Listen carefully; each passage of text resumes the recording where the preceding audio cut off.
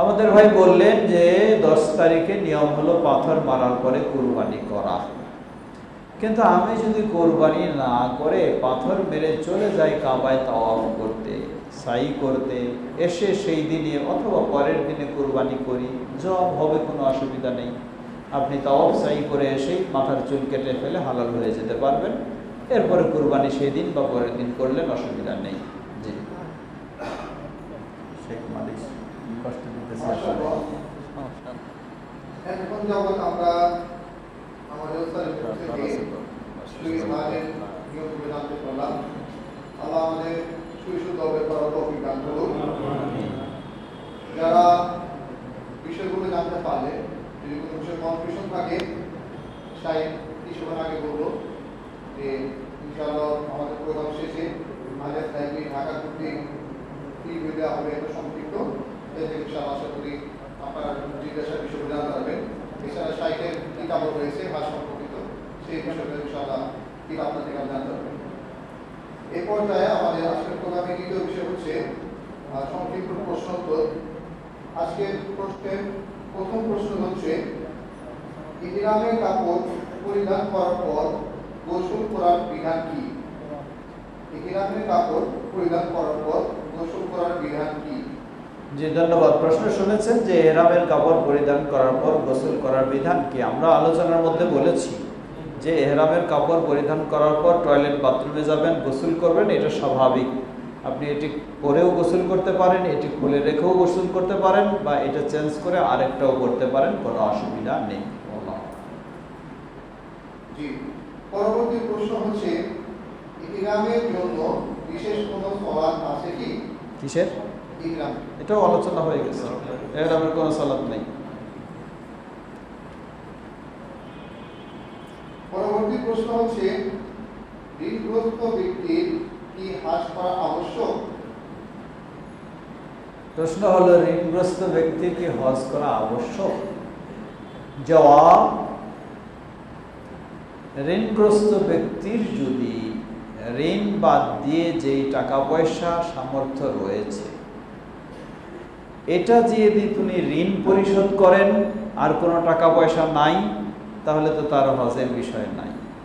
আর যদি এমন হয় ঋণের জায়গায় ঋণ আছে, টাকার জায়গায় টাকা আছে, তাহলে ওই টাকা পয়সা দিয়ে তার হজ করতে হবে। কথাটা বুঝেছেন?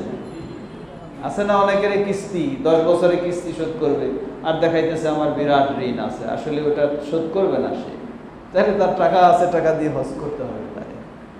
মাশাআল্লাহ। পরবর্তী প্রশ্ন হচ্ছে, মৃতের পক্ষ থেকে অর্থাৎ মৃত ব্যক্তির পক্ষ থেকে উমরা আদায় করা কি জায়েজ? জি জায়েজ। প্রশ্ন হচ্ছে, কোন মানুষ যদি ভুলক্রমে অথবা অজ্ঞতাবশত ইহরামে নিষিদ্ধ কোনো কাজ করে ফেলে, তবে তার বিধান কি? ভুলক্রমে যদি ইহরাম অবস্থায় নিষিদ্ধ কাজে লিপ্ত হয়, তাহলে সেই কাজগুলির অবস্থা অনুযায়ী, কেউ ভুলবশত একটা চুল টেনে তুলে ফেলেছে, একটা নখ দাঁত দিয়ে কেটে ফেলেছে, এই ধরনের ভুলবশত যদি হয়, তাহলে রব্বানা লা তুআখিযনা ইন নাসিনা আও আখতানা, অসুবিধা নেই, স্মরণ হওয়ার সাথে সাথে সতর্ক থাকবে। আর কেউ যদি ভুলবশত স্বামী স্ত্রীর মেলামেশা করে ফেলে, তাহলে এইটা ওই রকম ভুল হবে না, এটা জরিমানা লাগবে, এটার জরিমানা লাগবেই, তার হজ বাতিল হয়ে যাবে, কাফারাও দিতে হবে, আবার সামনে বছরও হজ করতে হবে। জি, প্রশ্ন হচ্ছে, ইহরাম অবস্থায় নারী কিভাবে পর্দা করবে? পর্দা মুখ স্পর্শ করতে পারবে না, এরকম কোনো শর্ত আছে কি? আমরা এটাও বলেছি, ইহরাম অবস্থায় মেয়েদের নেকাব পরা নিষিদ্ধ। নেকাব বলা হয় ওই কাপড়টাকে যেটা দিয়ে সে চেহারাকে বেঁধে রাখে, ঢেকে রাখে, এটা নেকাব, এটা পরা নিষিদ্ধ। কিন্তু উম্মুল মুমিনিন আয়েশা রাদিয়াল্লাহু আনহা বললেন, যখন আমাদের সামনে অন্য পুরুষেরা এসে যায়, মাথার ওড়নাটা আমরা চেহারার উপর টেনে দিতাম, এর মাধ্যমে চেহারাটাকে ঢাকতাম, তো অতএব ওইভাবে ঢাকতে পারবে। পরবর্তী প্রশ্ন হচ্ছে, ইহরামকারী নারীর কি হাত মোজা এবং পায়ের মোজা পরিধান করা জায়েজ আছে? হাত মোজা নিষিদ্ধ, পায়ে মোজা অসুবিধা নেই। প্রশ্ন হচ্ছে, জনৈক নারী মুজদালিফা শেষে থেকে শেষ রাতে রওনা দিয়েছে। আমি আবার বলছি, জনৈক নারী মুজদালিফা থেকে শেষ রাত্রে রওনা দিয়েছে এবং সামর্থ্য থাকা সত্ত্বেও নিজের ছেলেকে তার পক্ষ থেকে কঙ্কর নিক্ষেপের দায়িত্ব প্রদান করেছে, এর বিধান কি? মেয়ে মানুষ হিসাবে শেষ রাতে মুজদালিফা থেকে রওনা দিলে অসুবিধা নেই তার জন্য। দ্বিতীয় হলো, নিয়ম হচ্ছে সকলকেই পাথর মারতে হবে। সুস্থ সামর্থ্য থাকা সত্ত্বেও অন্যকে পাথর মারালে সেটি অবশ্যই তার হজ দুর্বল হয়ে গেছে, বাতিল হয়ে গেছে এটা বলবো না, যেহেতু এটি ওয়াজিব কাজ, কিন্তু এটি দুর্বল হয়ে গেছে। প্রশ্ন হচ্ছে, 7টি কঙ্করের মধ্যে থেকে যদি একটি বা দুটি কঙ্কর জামারায় না পড়ে এবং এভাবে 1 বা 2 দিন অতিবাহিত হয়ে যায়, তবে কি তাকে সবগুলো জামারায় পুনরায় কঙ্কর মারতে হবে? প্রশ্ন বুঝেছেন যে 7টা মারতে হয় এবং যে জায়গায় মারতে হয় সেই জায়গায় যদি 1-2টা মিস হয়ে যায়, অন্যদিকে চলে যায় এবং 2-1 দিনও অতিবাহিত হয়ে যায়, তাহলে কি আবার গিয়ে সেটা কাজা আদায় করবে না কি করবে?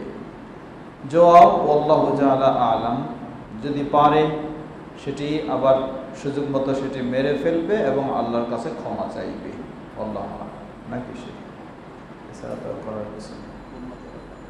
উমরা বা হজ আদায়কারী যদি দোয়া না জানে, অর্থাৎ যেখানে যে দোয়া পড়া দরকার, তবে তওয়াফ সাই প্রতিটি সময় কি কোনো বই হাতে নিয়ে দেখে দেখে দোয়া করা যায় হবে?